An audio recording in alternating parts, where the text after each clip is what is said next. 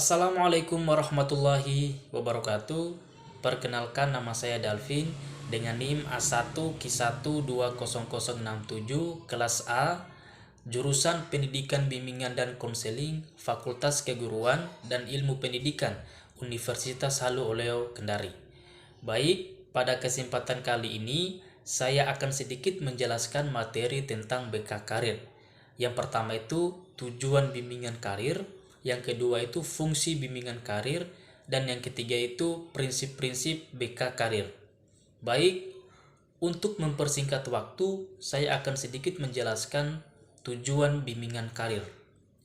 Secara umum, tujuan bimbingan karir adalah sebagai berikut. Yang pertama itu memiliki pemahaman diri, seperti kemampuan, minat, dan kepribadian yang terkait dengan pekerjaan.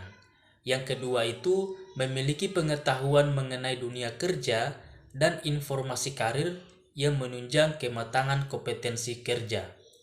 Yang ketiga, memiliki sikap positif terhadap dunia kerja, dalam arti mau bekerja dalam bidang pekerjaan apapun tanpa merasa rendah diri, asal bermakna bagi dirinya dan sesuai dengan norma agama.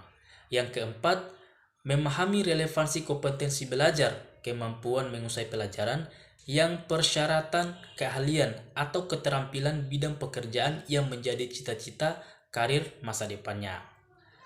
Sedangkan secara garis besar, bimbingan dan konseling di sekolah itu memiliki beberapa tujuan. Yang pertama itu, para siswa dapat memahami dan menilai dirinya, terutama yang berkaitan dengan segi potensi yang ada dalam dirinya, mengenai kemampuan, minat, bakat, sikap, dan cita-citanya.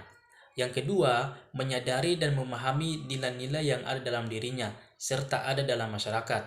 Yang ketiga, mengetahui berbagai jenis pekerjaan yang berhubungan dengan potensi yang ada dalam dirinya, mengetahui jenis-jenis pendidikan dan latihan yang diperlukan bagi suatu bagian tertentu, memahami hubungan usaha dirinya yang sekarang dengan masa depannya. Selanjutnya, menemukan hambatan-hambatan yang mungkin timbul yang disebabkan oleh dirinya sendiri dan faktor lingkungan, serta mencari jalan untuk mengatasi hambatan-hambatan tersebut.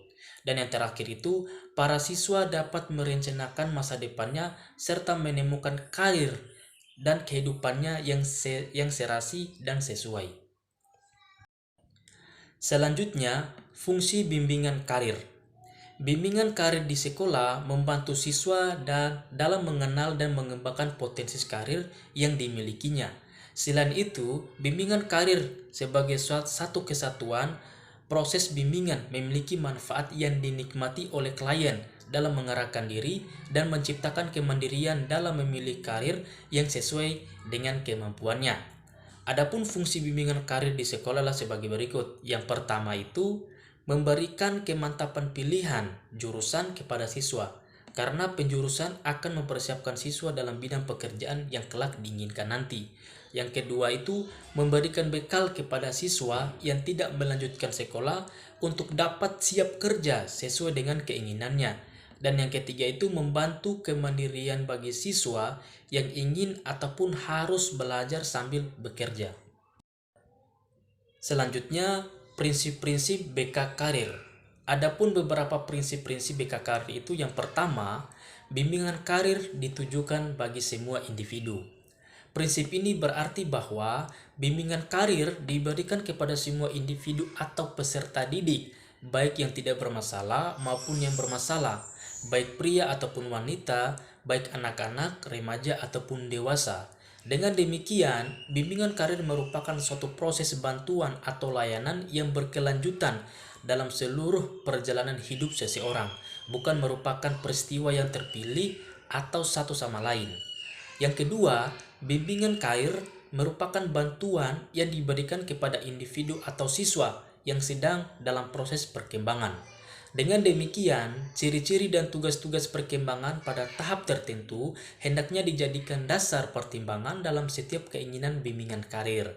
Dalam hal ini, pendekatan yang digunakan dalam bimbingan karir lebih bersifat preventif dan mengembangkan daripada penyembuhan atau kuratif, dan lebih diutamakan teknik atau pendekatan dalam setting atau adegan kelompok daripada perseorangan. Yang ketiga, bimbingan karir bersifat individual. Setiap individu bersifat unik atau berbeda satu sama lainnya. Dan melalui bimbingan karir, individu dibantu untuk memaksimalkan perkembangan keunikannya tersebut. Prinsip ini juga berarti bahwa yang menjadi fokus sasaran bantuan adalah individu, meskipun layanan bimbingannya menggunakan teknik kelompok. Yang keempat, bimbingan karir menekankan hal yang positif. Dalam kenyataannya, masih ada individu yang memiliki persepsi yang negatif terhadap bimbingan karir, karena bimbingan karir dipandang sebagai satu cara yang menekankan aspirasi. Sangat berbeda dengan pandangan itu bahwa dalam hal ini bimbingan karir sebenarnya merupakan proses bantuan yang menekankan mengembangkan kekuatan dalam diri dan kesuksesan. Karena bimbingan karir merupakan cara untuk membangun pandangan yang positif terhadap diri sendiri dan memberikan dorongan dan peluang untuk berkembang. Selanjutnya, mengambil keputusan merupakan hal yang esensial dalam bimbingan karir. Bimbingan karir diarahkan untuk membantu individu agar dapat melakukan pilihan dan mengambil keputusan karirnya. Bimbingan karir berperan untuk memberikan informasi dan nasihat kepada individu. Hal itu sangat penting baginya dalam mengambil keputusan karirnya. Kehidupan karir individu diarahkan oleh tujuan karirnya, dan bimbingan karir memfasilitasi individu untuk mempertimbangkan, menyesuaikan diri, dan menyempurnakan tujuan karir melalui pengambilan keputusan yang tepat dan bertanggung jawab atas keputusan itu. Kemampuan individu untuk membuat pilihan secara tepat bukan kemampuan bawaan, tetapi kemampuan yang harus dikembangkan. Dan yang terakhir itu, bimbingan karir berlangsung dalam berbagai latar kehidupan.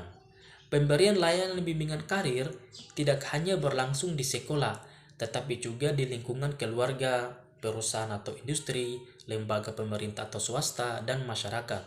Bidang layanan bimbingan karir pun bersifat multi aspek, yaitu meliputi aspek pribadi, sosial, dan pendidikan yang terkait dengan karir.